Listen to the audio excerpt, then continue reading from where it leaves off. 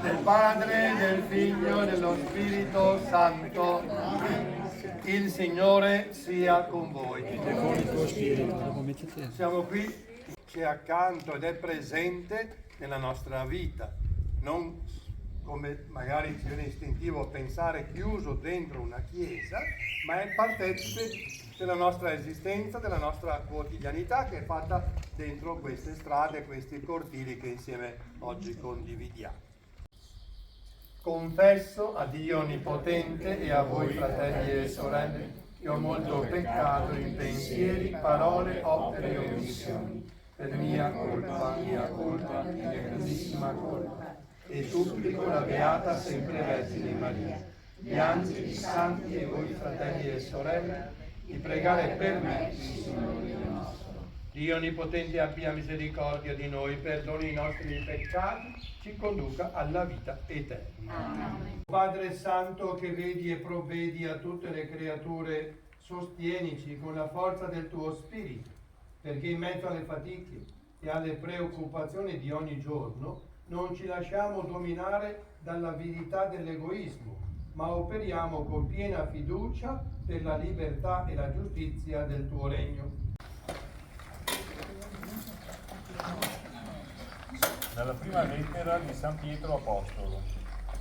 Carissimi, voi sapete che non a prezzo di cose effimere come argento e oro foste liberati dalla vostra condotta. In mezzo a te ha benedetto i tuoi figli. Celebra il Signore in Gerusalemme. Egli mette pace nei tuoi confini e ti sazia con fiore di frumento. Manda sulla terra il suo messaggio, la sua parola corre veloce. Celebra il Signore in Gerusalemme. Annuncia a Giacobbe la sua parola, i suoi decreti e i suoi giudizi a Israele. Il Figlio dell'uomo è venuto per servire e dare la propria vita in riscatto per molti. Alleluia, alleluia, alleluia. Sulla strada per salire a Gerusalemme, Gesù camminava davanti ai discepoli ed essi erano sgomenti della salvezza per l'uomo e quindi annuncia il nostro andare a Gerusalemme non è una gita turistica, ma è un portare a termine la realtà della volontà di Dio attraverso l'essere accusato, l'essere condannato, l'essere inchiodato sulla croce, donare la propria vita per poi risorgere. Io cosa posso fare? Di fronte a un Gesù che mi dice la strada della fede non è quella di ritagliarsi un proprio posto, una poltrona, come chiedevano Giacomo e Giovanni, i due fratelli, illuminate dalla luce e arricchite dalla forza dello Spirito Santo. Quest'anno sia per tutti un anno benedetto, pieno di cose buone. Te lo chiediamo per Cristo nostro Signore. E la benedizione di Dio Onnipotente, Padre, Figlio e Spirito Santo discenda su di voi e con voi rimanga sempre. Amen.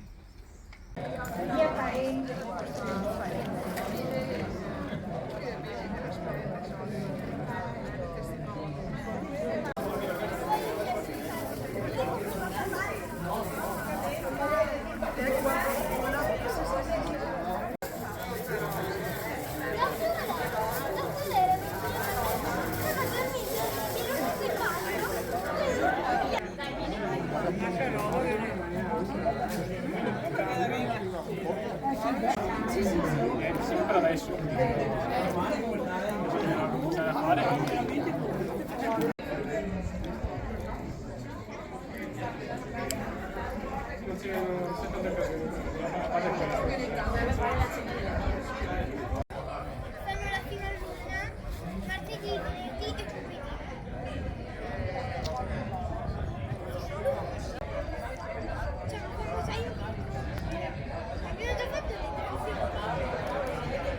Tutto a posto.